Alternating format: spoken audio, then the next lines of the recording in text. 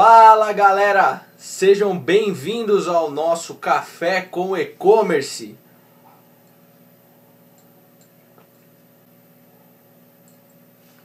Caraca, eu pus café pra caramba hoje, hein, velho? Mas vamos que vamos, tipo tequila. Aí eu não durmo, né? Me ferro amanhã pra trabalhar. Bom, vamos que vamos. E no vídeo de hoje vou dar andamento ao tema logística. Há um ano atrás eu comecei a falar sobre logística e pretendo com esse vídeo terminar. Logística sempre foi um grande terror no mercado brasileiro, principalmente de e-commerce. Porque o e-commerce praticamente é logística. O segredo é logística.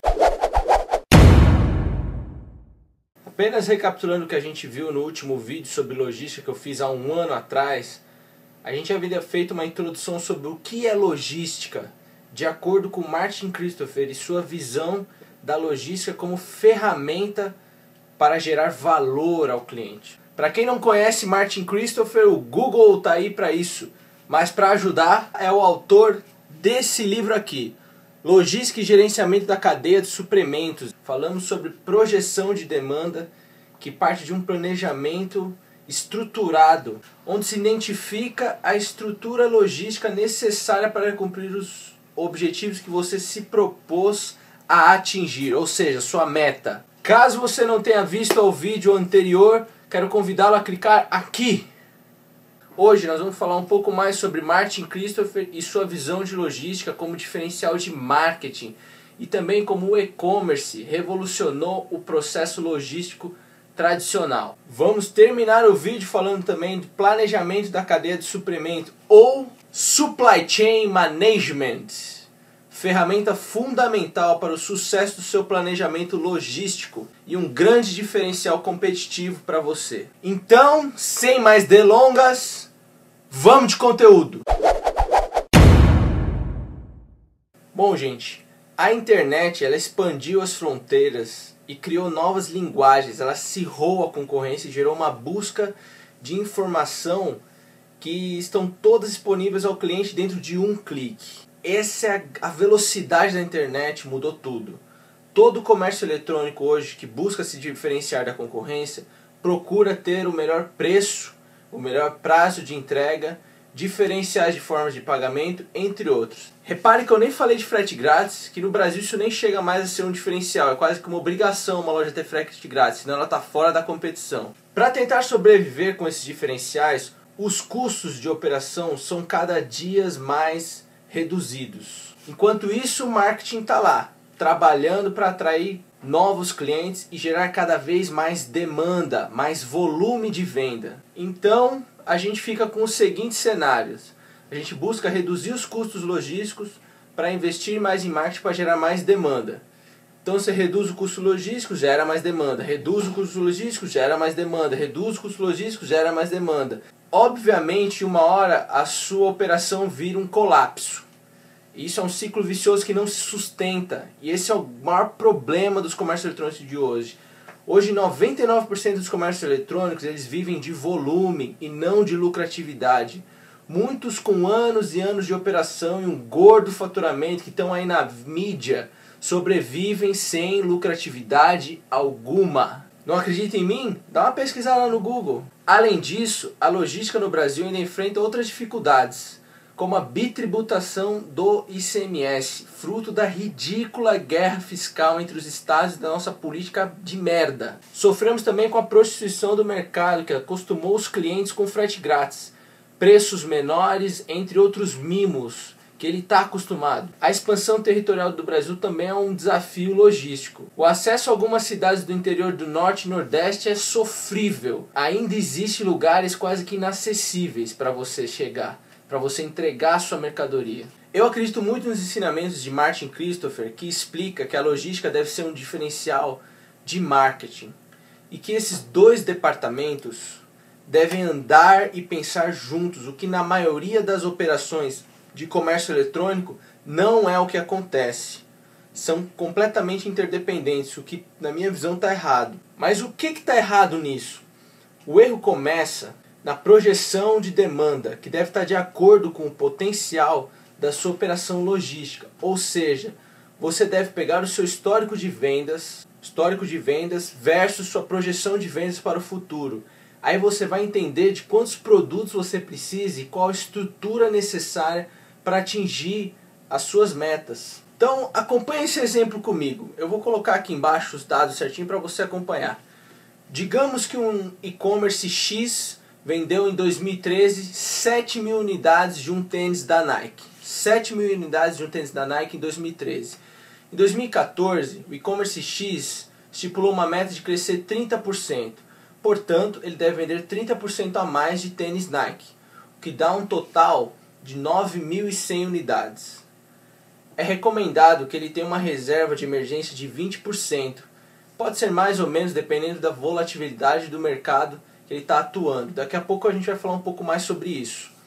Portanto, a gente está falando de 1.820 tênis Nike que são a sua reserva de emergência.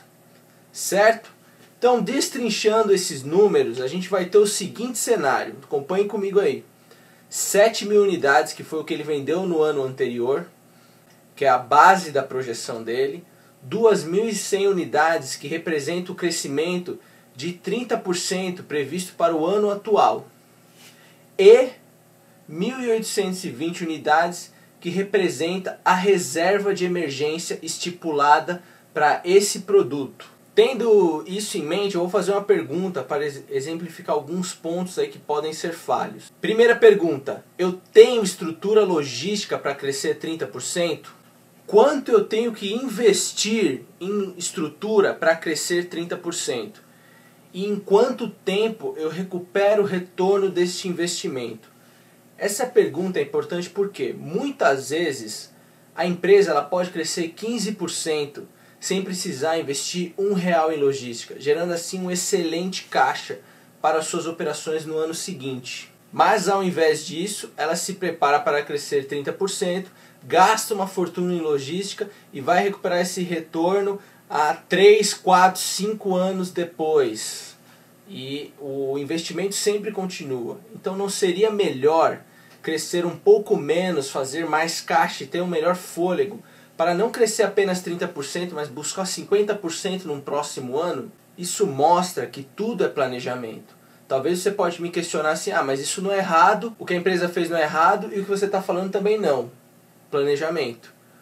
Outra pergunta ignorada é, eu tenho capacidade de atender meu cliente com qualidade se crescer esses 30% que eu estou colocando como meta? Galera, não adianta investir uma fortuna em marketing se você atrasa suas entregas, se sua logística reversa não funciona, se o cliente fica 10 minutos para ser atendido no seu departamento de pós-venda, se você está sendo massacrado no Reclame Aqui, os caras estão acabando com a sua empresa no Reclame Aqui.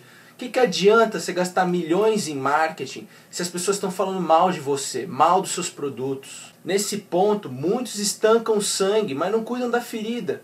O que vai acontecer? Uma hora vai sangrar de novo. Então, é burrice. O que a gente pode tirar desse ponto é que a nossa projeção de crescimento nunca deve sacrificar a nossa qualidade logística, a nossa qualidade na nossa operação do início ao fim da cadeia. Em resumo, galera, tudo é planejamento. Então planeje o seu crescimento, planeje a sua demanda, crie KPIs de qualidade e satisfação do seu cliente. É ele que importa.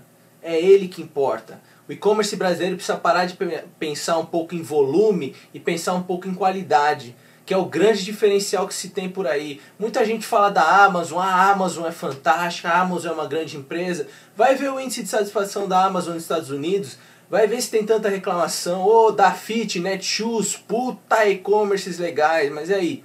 A reclamação está enorme. Então, e o seu compromisso com a qualidade e a satisfação do cliente deve ser tudo no seu processo logístico.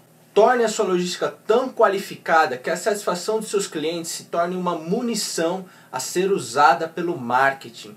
Isso é um grande diferencial no nosso mercado. E que o marketing maximiza essas qualidades através de depoimentos de clientes satisfeitos ou imagens do momento da entrega. São ações simples que geram credibilidade aos novos clientes e evidenciam os que já compraram com você. Na Europa e nos Estados Unidos, diversos e-commerce, inclusive a Amazon, já trabalham dessa maneira. A segurança de quem já recebeu e foi bem atendido gera confiança no cliente novo.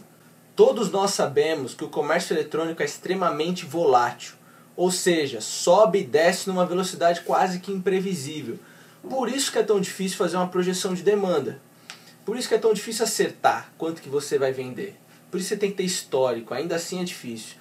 Quando uma empresa vê que errou a mão no planejamento e está vendendo muito mais do que planejou, ela deve ter em mente duas coisas que estão acontecendo nesse momento, nesse cenário.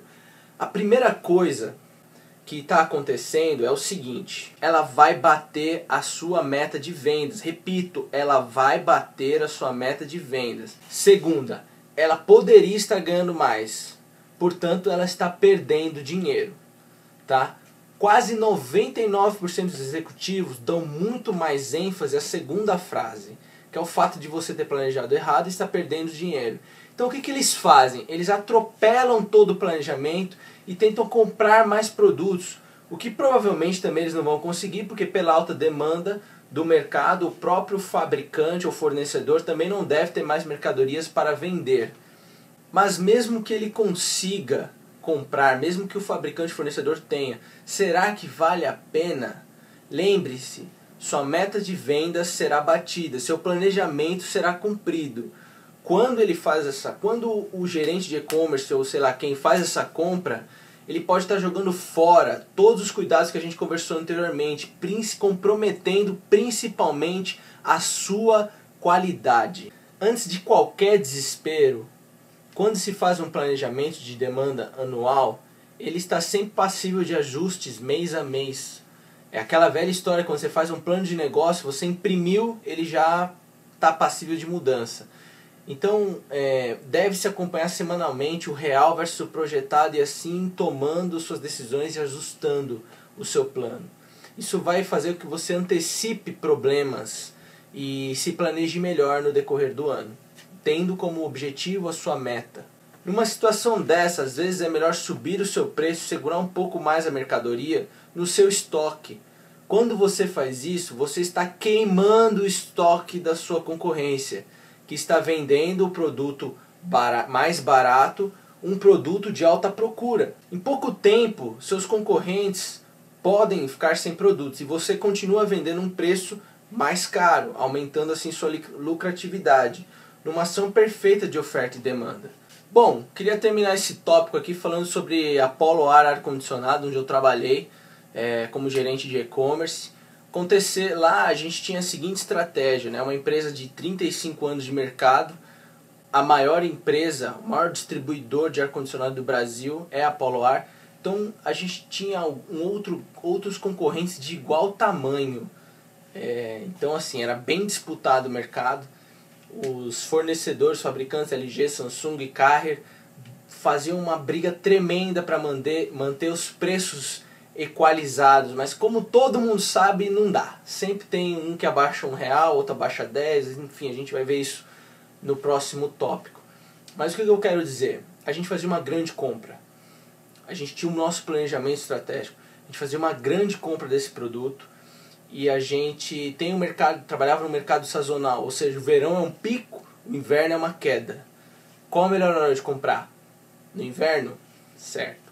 Então tá chegando o inverno, o mercado está desacelerando, os fabricantes estão chegando com aparelhos, compra.